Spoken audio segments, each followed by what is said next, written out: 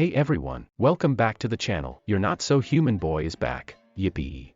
Enough of this. You've probably heard about the usual methods like the microfracture technique, Maasai jumps, and jumping with ankle weights, right? While those methods can be effective, I want to tell you that they're not the perfect or the latest ways to add some inches to your height. In this video, I'm going to provide you with a step-by-step method to grow taller, specifically using the microfracture method. But first, let's take some time to understand how microfracture really works. I know many of you have a basic grasp of it, but I'm here to present some additional scientific evidence behind it. So stick around and watch the whole video to decide whether you want to trust me or not. LOL.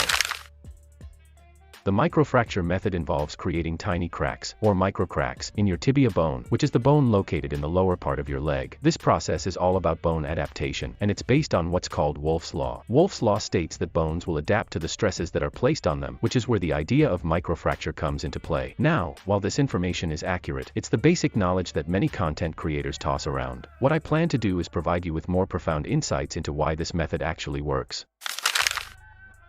Okay, so here's the thing. While some people say you can create microfractures by jumping and grow taller in just 2 months, I'm here to tell you that it ain't that simple, my friend. However, if you follow my guidelines carefully, I guarantee you will grow taller. A lot of folks think this method is just a cope, that it's fake or not really effective. They'll ask, how can you stretch a bone with just 4 kilograms of ankle weights? And yes, bones are rigid structures. You can't just pull them to make them longer. But here's the catch. It's not about literally pulling the bone. Instead, we are manipulating the fascia, which influences bone remodeling. Now, what is fascia? Good question. Fascia is essentially a connective tissue that holds everything in place in our body. To visualize it, think about a spider's web that encases its prey. Pretty relatable, right? In simpler terms, we need to manipulate and stretch the fascia, not the bone itself, to actually gain height. Hope you've got that. Moving forward, let's get into some science. Specifically, the concept of mechanotransduction. This is a fancy way of saying that your body converts mechanical signals, like tension in your fascia, into biological responses. When fascia is stretched in particular directions, it transmits tension to the periosteum, which is the outer layer of your bones. This tension triggers osteoblasts. Those are the cells responsible for bone formation, to align and build new bone along that stretch. So, this is how your bones can grow in length with the right tension and manipulation of fascia. Now, this raises an interesting question. If manipulating fascia is all we need to do, why can't we just grow taller with leg stretches? I see you, smart human. But not so fast. Stretching alone isn't enough. We need to trigger our body's natural repair processes. If we don't, our bones will become lazy and won't work overtime to grow. They need that motivation. Essentially, we have to combine microfracture with stretching to make this whole process work. First things first, if you want to manipulate the fascia, you need to loosen it. If your fascia is too tight, growing taller will be incredibly difficult. You won't be able to stretch it adequately, leaving no space for the bones to build. So, stretching is vital. Do some normal leg stretches for just about 5 minutes every day. Also, make sure you massage your lower legs before diving into the microfracture method. Patience is key, my brody. I'll explain how to perform the microfracture method optimally later, so hang tight. You need to include healthy saturated fats in your diet. Consuming 11 to 2 tablespoons of butter or ghee daily, depending on your circumstances, helps loosen the fascia. Healthy fats are essential for keeping your connective tissues flexible and functional. Don't forget to stay hydrated. Hydration is crucial for maintaining a healthy spine and ensuring that your fascia remains elastic. To summarize, here's what you need to focus on for loosening your fascia and preparing for the microfracture method. Daily leg stretches. Spend about 5 minutes each day doing basic stretches. Massage. Give your lower legs a good massage to help loosen that fascia. Healthy fats. Incorporate butter or ghee into your diet. Stay hydrated. Drink plenty of water.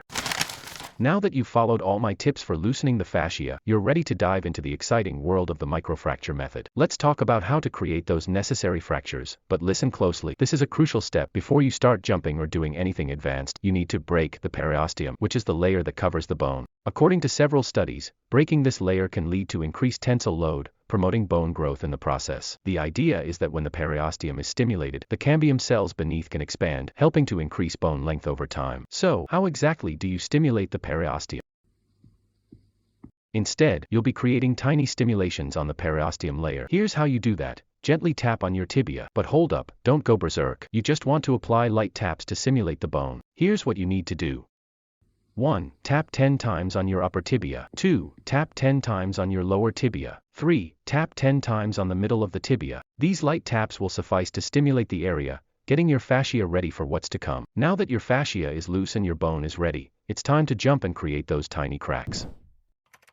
As a starter, Alternate between 15 squat jumps and 100 normal jumps. After that, take a 40-second rest. And don't walk around, just lay back on your bed or sit down. Give your body the time it needs. You need to be sitting or laying, no standing, cause it will just compress the cracks we just created. Repeat this routine for 3 sets. Once you've finished your jumps, it's essential to replenish your body with something sugary to optimize your results. The best option: a glass of milk mixed with half a tablespoon of honey and half a tablespoon of sugar. This combination is fantastic for boosting something called IGF-1, which is critical for growth. Another excellent way to stimulate IGF-1 levels is to sprint and then eat something sugary right after. But let's be real, if you don't have time for a sprint, jumping mixed with milk and sugar combo right after jumping will work just fine. Or anything that's sweet, but mine option is better. Now that everything is perfectly aligned after these steps, it's time to stretch those microfractures. Here's where the ankle weights or resistance bands come into play. You'll want to use them to help stretch your legs effectively. After doing your stretches, avoid walking around right away. If you're using ankle weights, aim to stretch with them for about 45 minutes and then go to sleep. This is crucial because you want your bones to lengthen rather than thicken. If you've chosen for resistance bands, then sleep with the bands. If it's too uncomfy, 2 hours will be fine. Personal experience: I personally do a combo of both. I stretch with ankle weights for 45 minutes and also use the bands, all while I'm sleeping. And for me, when I wake up, those bands will automatically come off. It's a game changer, bruh. So, that's it. That's the best method you need to follow to grow taller.